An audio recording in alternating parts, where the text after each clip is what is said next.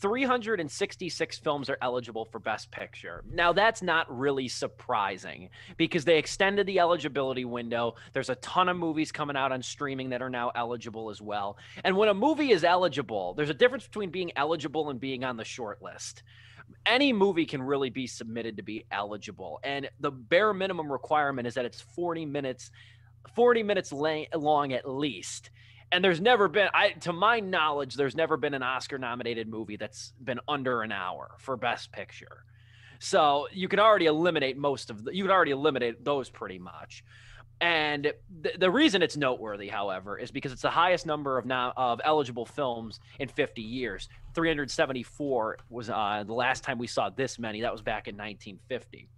I'll go through just a few because actually Deadline and a bunch of sources listed all the nominees. Tip of the cap to that valiant level of journalism right there, giving us all the nominees. There's some noteworthy potential nominees in here. We got Birds of Prey. We got Blumhouse's Fantasy Island. We've got The Croods: A New Age. We've got The Last Blockbuster, double salute. We love to see it. Project Power, Tom and Jerry, The Turning. We got a lot of very noteworthy movies. It's going to be hard to, I mean, that's basically the Best Picture list right there. Wouldn't you guys agree?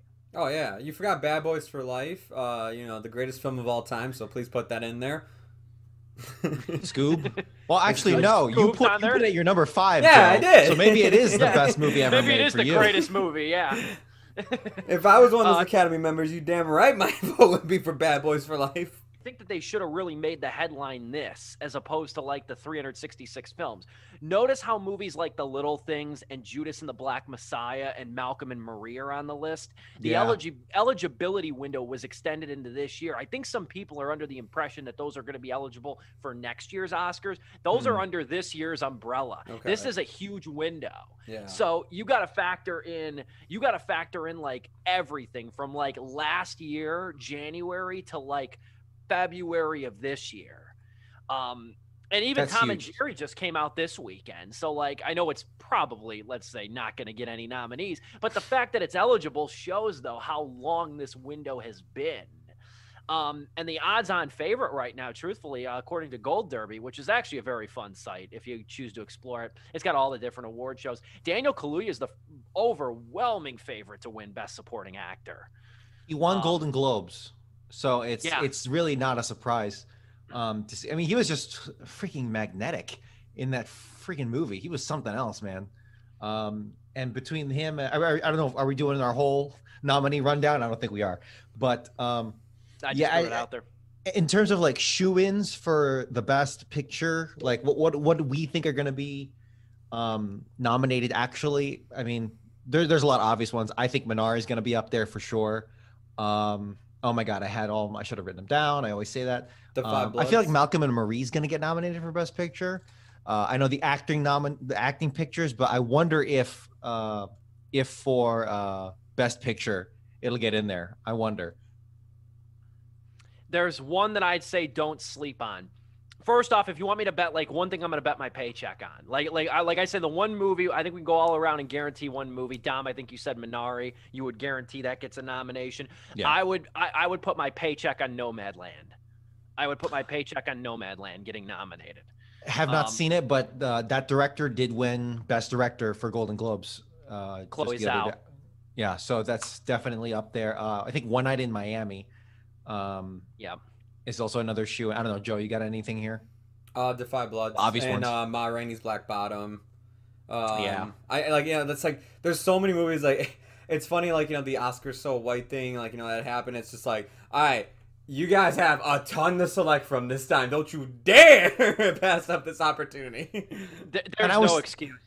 And I was thinking like, oh, wait, is this the Oscars with the eligibility or the representation inclusion standards? No, that's not until 2024, the 96th Oscars. That's going to be a bit. I mean, obviously also Trial, Chicago 7 is going to get nominated too. Yeah. That won Best Screenplay, I think at the Golden Globes, whether it be adapted or original, I forgot.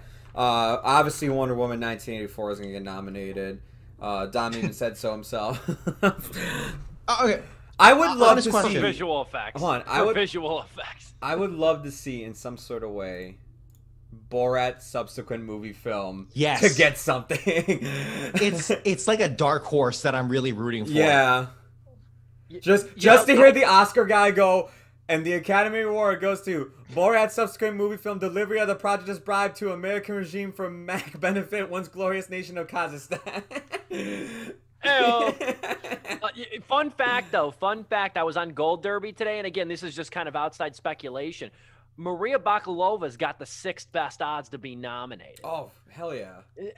And I'm really excited. I hope it's not a cock tease like Tiffany Haddish and Girls Trip was. I genuinely would pound the table for her to get nominated.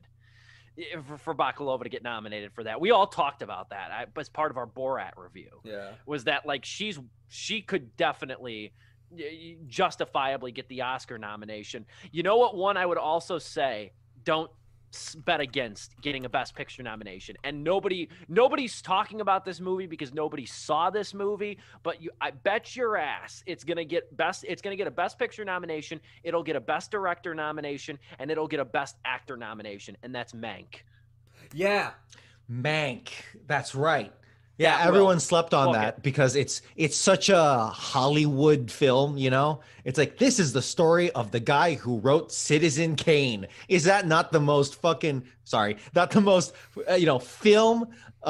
thing ever? Like, I don't even feel that bad about you dropping the F-bomb on this one because it is the most like movie buff, like Hollywood-esque thing ever. Is that movie just from the looks of it? Oh my God! I would say don't sleep on Mank. I think Mank's definitely going to get nominated. Gary Oldman and David Fincher, they're all going to get nominated for their respective categories. But if you want the breakdown for what Gold Derby and the experts see as the most likely to be nominated, Nomadland has the best odds to be nominated and win at this moment in time. Second is The Trial of the Chicago 7 by not a far margin for nominated and win. Minari's third, Mulaney's Black Bottom is fourth, One Night in Miami's fifth. Promising Young Woman sixth, and that's interesting. And Carey Mulligan, too. This is worth mentioning. Carey Mulligan's got the best odds currently to win Best Actress. Oh, that makes sense. Yeah. That makes sense. Promising Young Woman as a film is kind of a dark horse, Promising Young Woman. But in the actress category, Carey Mulligan is up there, dude. I have to ask, is that technically a 2020 film or 2021? That is... I'm just curious. I think 2020. I think 2020 because it's kind of facetious how they do it, but I think they count it as like festival premieres and and sort of like the the circuits and whatnot, the festival circuit. I think that's how they classify it. Okay. That it is technically 2020. But the last thing I'll bring up too is that Our Friend, which I gushed about back in January, that's got 100-to-1 odds to be nominated for Best Picture. So there's still hope. I really want to see that movie get something. It won't. But in my opinion, that Our Friend movie with Dakota Johnson, Jason Segel, which is currently my favorite film of 2021, I know it's very early, I want that to at least get Best Adapted Screenplay. That should at least get something. It won't. I'm not holding my breath, but it should. And I'll leave it at that.